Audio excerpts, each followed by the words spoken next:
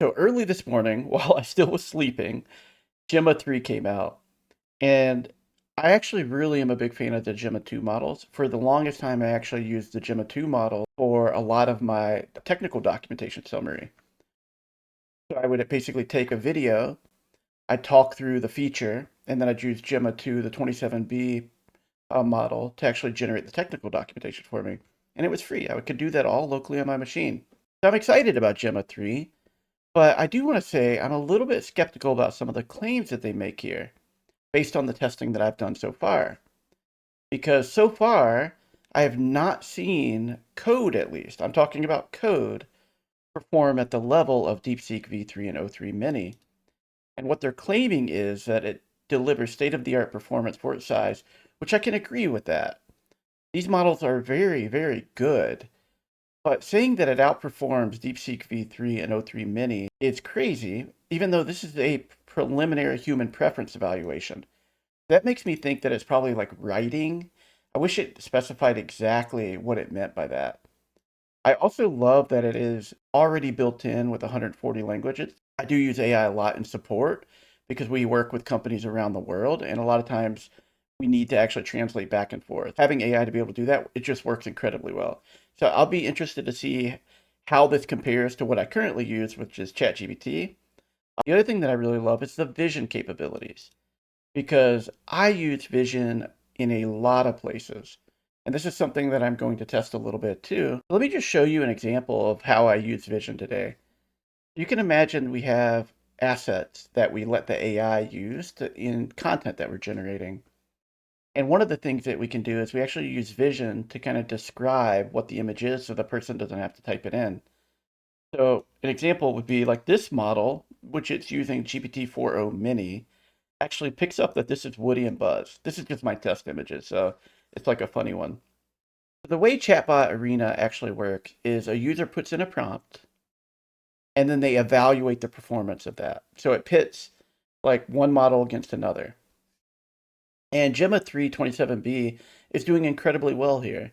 So what this is telling me is that it does a really good job writing and looking maybe more human or responding with a good intelligence to it. The way ELOs work, it was actually I think started with chess, but where I know it from mostly is from the video game industry, where what you do is you have each model in this case would have a ranking. So let's say I put in a prompt and I'm putting Gemma 3 27B against the Gemma 2 27B.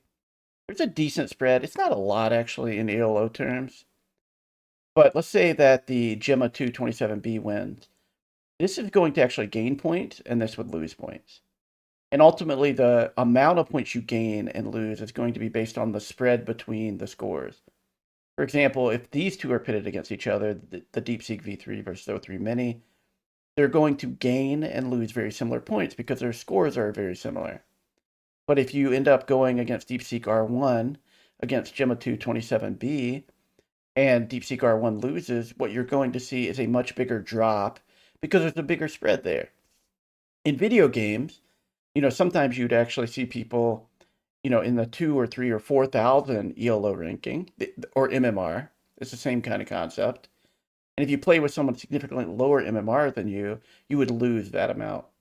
So what this tells me though is that people are finding the responses that Gemma 327B are giving really good.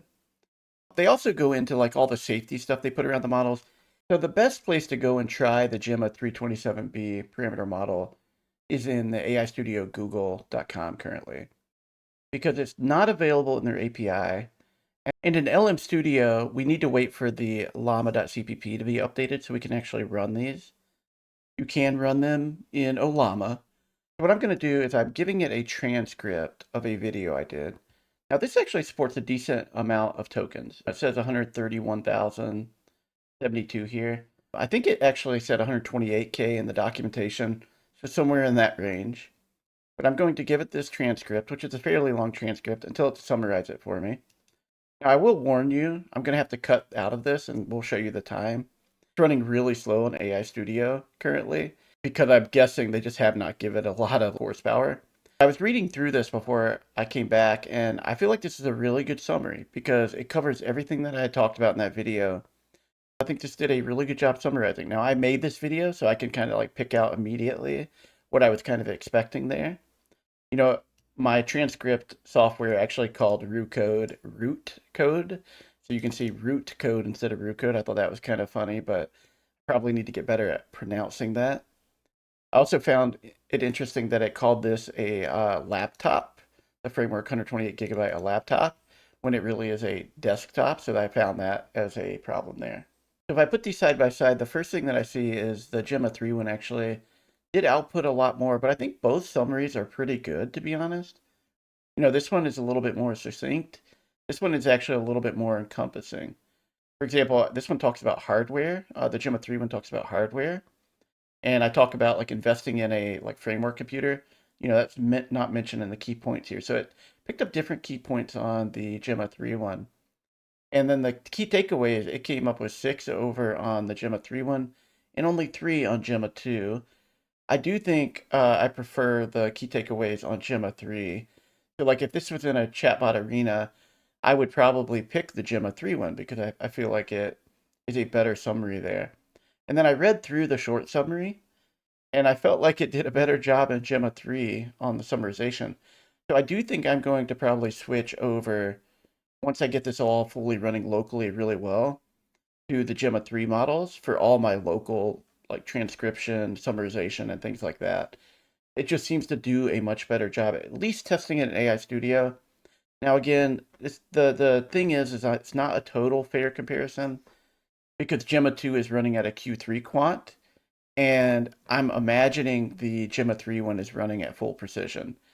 So what I've done now is I've gone over to anything LLM, and I'm using my overridden version of Gemma 3 12 billion 16K.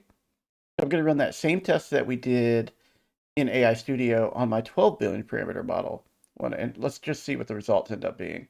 And this is all going to be running locally, and this is going to be using the Q4 quantization. I'm using the 12 billion parameter model one because I can fit that into memory a lot easier. And that really is like the sweet spot for my hardware, to be honest, like 12 to 14 billion parameters because I can increase the context limit. So we're looking here. So we've got the short summary of content at the top. I find that interesting. I assumed it was going to kind of like do it in that order.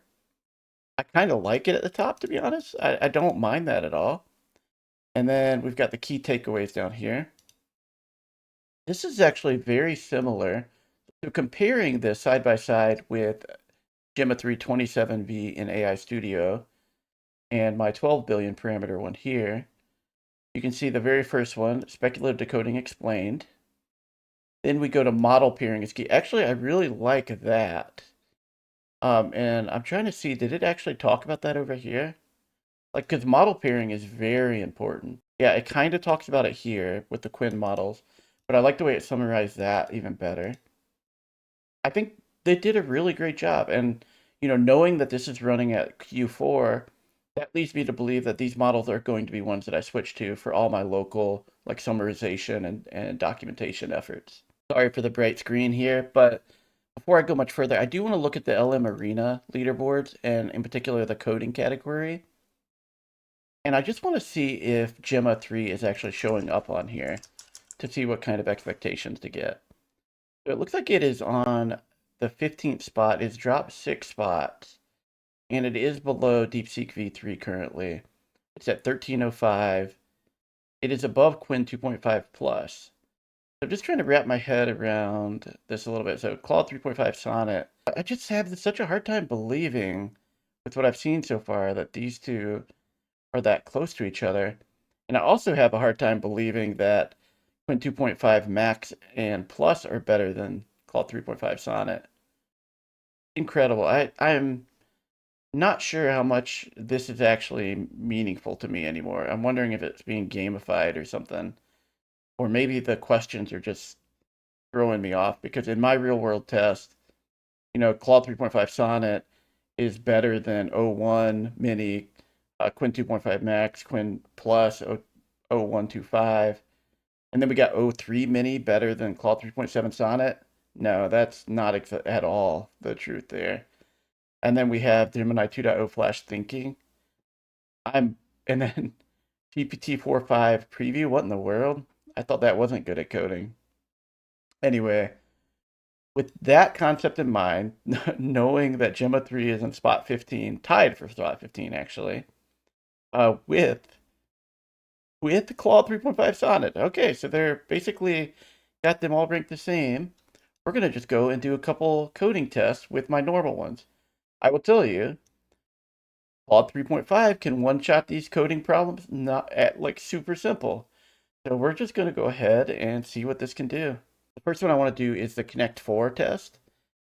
Claude 3.5, Claude 3.7 Sonnet, nail this one, no problem. DeepSeek V3 does a pretty good job at it. I've had some, like the Grok 3 Think version, actually do a really good job at it. Some actually blunder. I'll call out the ways it fails, because if I had to predict right now, this is going to fail. Do a couple tests. I'll actually give this a couple tries, because this is a smaller model, and that's how you would work with it. Typically, I'm betting it's going to have some errors initially. I'm just going to lower the temperature to 0 to try to get the most consistent result possible, and we're going to fire it off. Okay, so it's actually completing now. I'm going to go ahead and copy it over and just see if we have any errors. We do not, and we're at about 224 lines of code there, which is a reasonable amount. Let's go ahead and run this to see if it fails. All right, so we have a board that doesn't do anything. Like, it tried to put the red thing there. Now I think it crashed, actually. Or it locked up somehow. There's some text that says something there. We've got these being cut off down here. So I killed that. I'm going to give it another shot, and then we'll see what it comes up with. While this is generating, this thing popped up here. I've got this little like red triangle, like caution. And it says probability of unsafe content. Content not permitted. Dangerous content low. And I'm not really sure what it found in my game that would make it flag it as potentially dangerous content, even though it does say low. Maybe I just didn't notice that before. I wonder if that's always there. So it's well into generating the second iteration. Basically what I told it is I'm not able to drop pieces, and eventually the game hangs and I have to hard kill it. All right, we're going to do take 2 here. I'll be honest with you, I'm not expecting it to work, but let's take a look. Yeah, so the board looks the same. Everything's cut off. I didn't tell it about that, though. I can't drop pieces. I can't hit anything. And is it locked up? It didn't lock up. Oh, I guess it did lock up.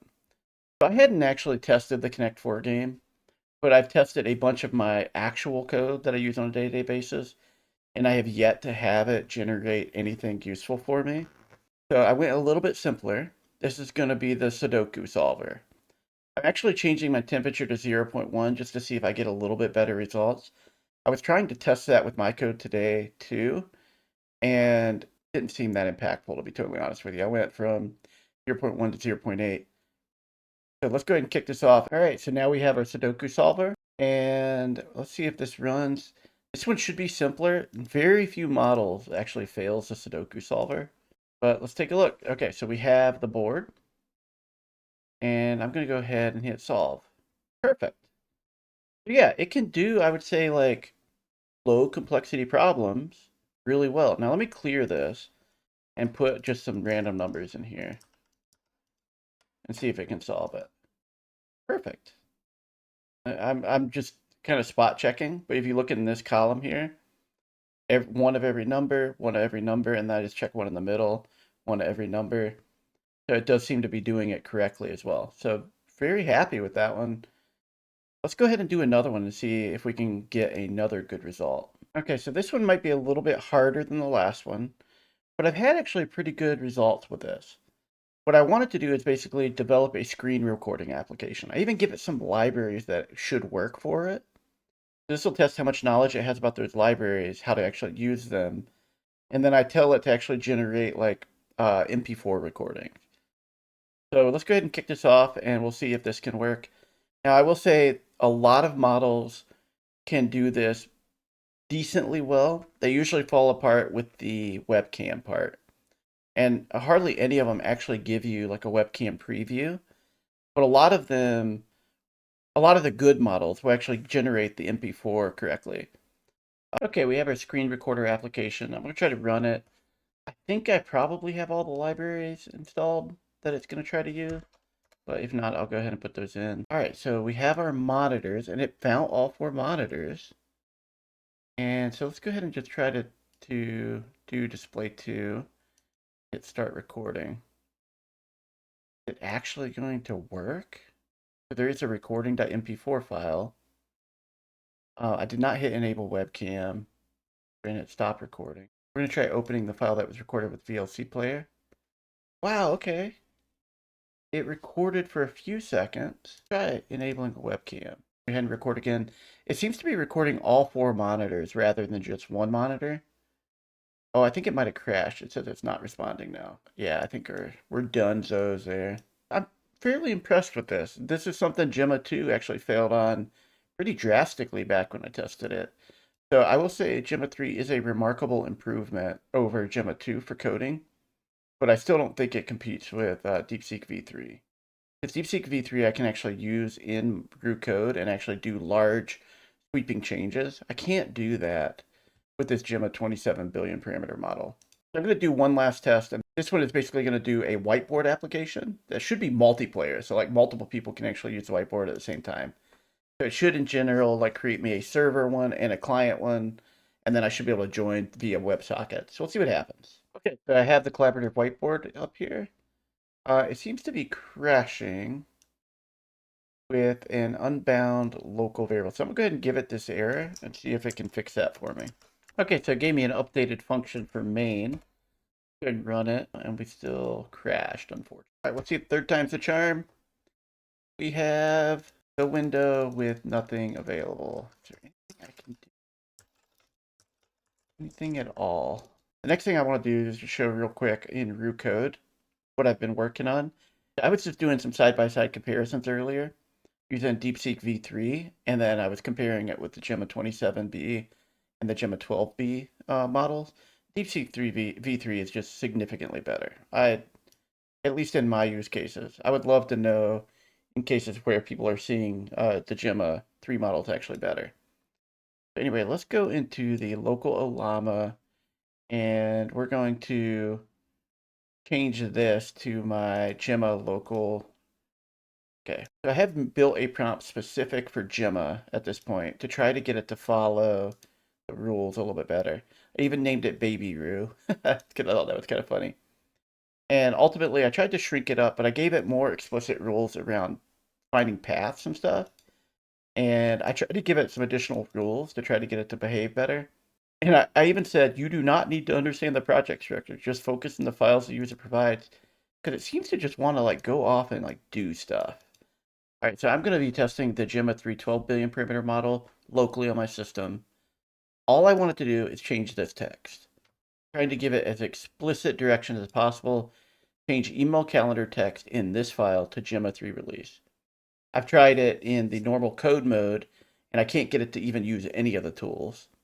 So my override actually, what you'll see is it actually will start doing like some tool usage, which is better than what I was doing before. It wouldn't even acknowledge my question. It would talk about like all the file structure and all the extra stuff that's passed into the prompt. But anyway, let's go ahead and see what this ends up doing. All right, so it responded back. Now, it says, okay, I see the environment details. I see that you have this file open. What do you want me to do? And this is so frustrating because it sometimes will do this, and sometimes it'll actually try to make some changes. So anyway, I'm going to tell it, change the text, email calendar, to Gemma 3 release. I think it just, because how big the prompts are, even with me trying to condense it down, it loses track of the context when it's given that much stuff. Because it knew a little bit, but I think it just loses track of the context. So now the tool usage is working. It picked up that it actually wants to read this file, which is great. Because before, in the normal prompt, the normal code prompt, I can't get it to do that. But then it does this, and I don't know how to stop it. Because it's like, okay, the user has provided a list of open files. And that is what root code injects automatically into the prompt. It gives you all the files that are open, and it gives you all the files like in your repository or in your folders. And I can't get it to ignore that. So I might have to actually go in and like make a special change to root code, because I think these small models shouldn't have the context of your entire code base. They almost need to be limited to the amount of things that they can do. Like, we don't want them going out and like listing files and going down other paths. Not yet, anyway. It should be something I should be able to turn on and off. Anyway, I'll keep you guys posted on that. But I did make progress with getting this particular model to at least try to use some tools. It actually read the file, or it did the tool and I approved it. So I don't know if it actually read the file. But then it doesn't know what to do with that file, no matter how much I tell it.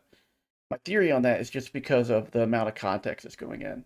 Now, I love these models. I think I'm going to be using the Gemma 3 27 billion parameter model a lot, but not for code. I might still continue trying to play around with it in root code, because I really do want a new like local model that performs well. And Gemma 3 performs, I'd say significantly better than Gemma 2 for coding.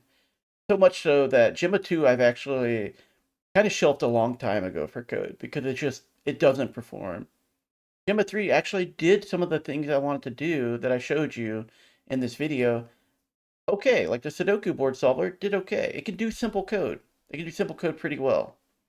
But what it can't do is work in my current code base until I get the tool usage working. And I've actually taken my code out and put it into chats with Gemma, and it doesn't do a good job at that either. So it doesn't seem to work well with at least the particular code that I'm using. For me, right now, it's a TypeScript file with JavaScript and HTML in it. It seems to like not be able to focus on what I'm asking it if I'm giving it so much code or so much context. Whereas I think the big frontier models are better at like picking up the important thing that you're asking it. Like, I want this thing changed. Whereas in these, it seems to kind of ignore it. So I do think these models are great. I think they're not going to have a place in my toolbox right now for coding. So I think that about wraps it up. I would love to know if you've had a chance to try these yet. I'm trying to debate if I want to do a deeper analysis in these, so let me know in the comments below. Typically, I would want to spend a significant amount of time with the model before I gave my final analysis, but I feel like I've seen enough with these to know like where I'm going to use them, at least for now. I also would like to know if anyone's able to get any of these models actually working in an agentic AI assistant, coding assistant, like root code or Klein or continue dev, like one of those. And if so, how? And like, what prompts are you using? What version of the model are you using? Because there's different like versions of it. There's like the unsloth version, there's the instruct version, there's different quants. Like, there's a lot of things that actually can play into what works and doesn't work. And when LM Studio does update it with the latest llama, what I may do is I may come back around to this and test a lot of the vision capabilities, and then try to actually work on it in code again, because sometimes I can get those models working better than I can the Olama ones. Let me know in the comments below if it's something that you'd want me to spend more time on.